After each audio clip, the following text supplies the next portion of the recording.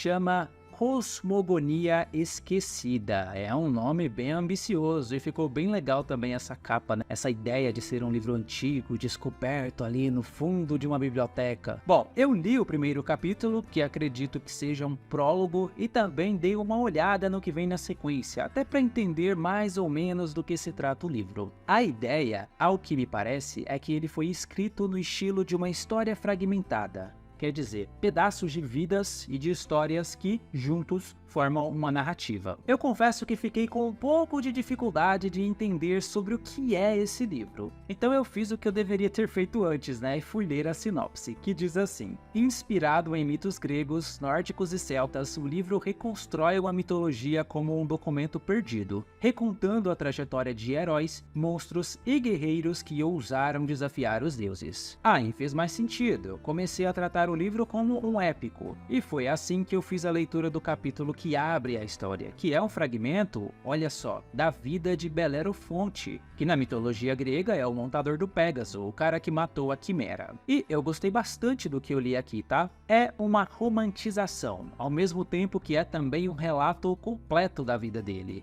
Quer dizer, o autor traz diálogos importantes, inclusive são muito bem escritos, mas não estabelece uma cena completa, com riqueza de detalhes. Em vez disso, ele já vai contando uma grande história em poucas páginas, numa escala muito maior. O que não é um defeito, tá? Aliás, muito pelo contrário, é muito difícil você conseguir fazer uma síntese bem feita, mantendo o tom épico do começo ao fim. Com as devidas proporções, a narrativa me lembrou um pouco o estilo do Silmarillion, porque ali o Tolkien faz uma coisa parecida. Ele conta toda aquela história do passado, mas sem entrar em detalhes, sem entrar nas cenas específicas na vida de cada um daqueles personagens. Ele faz só um sobrevoo ali pelos acontecimentos. Os diálogos mais importantes estão ali, os acontecimentos mais importantes também, mas não as partes que seriam mais mundanas, do dia a dia. E essa foi a mesma vibe que eu senti aqui. De diálogo em diálogo, vamos acompanhando a vida desse personagem, que é um herói muito conhecido, do ponto em que ele é exilado até o seu retorno como conquistador. Isso em poucas páginas, eu gostei bastante. Daí o próximo capítulo, que seria o começo da história de fato, já pula para o Samael, que deve ser o protagonista dessa primeira parte da história, e que apareceu no prólogo também.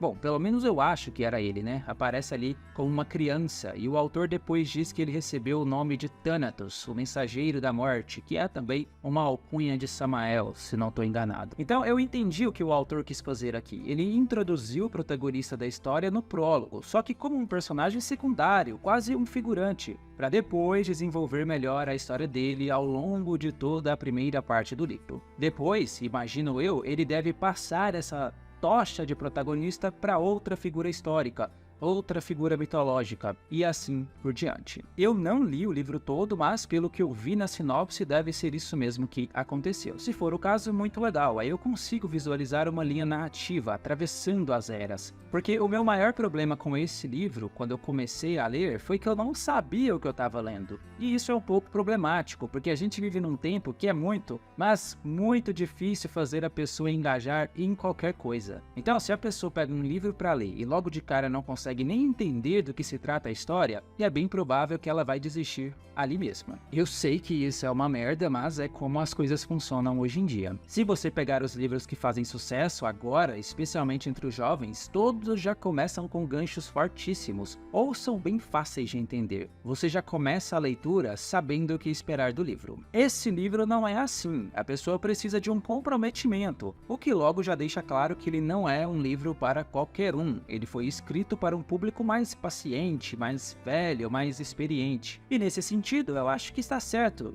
de ser como ele é, porque não é mesmo um livro para todo mundo, é para um público mais específico, quem gosta de mitologia, quem gosta de história, quem gosta de épicos, quem gosta de lendas. Esse pessoal vai gostar muito desse livro. O difícil vai ser chegar nessa galera. Já recomendo aí para o autor criar um TikTok, encomendar umas artes e tentar uma divulgação mais direcionada para esse público que gosta de mitologia, porque se chegar no público certo, pode ser que dê certo sim. A escrita é bastante interessante, as lendas são muito boas, agora só falta o livro chegar nas mãos certas. Esse vídeo já tá ficando maior do que eu imaginava, a ideia aqui é eu falar sem roteiro sobre as coisas que vierem na cabeça, um ensaio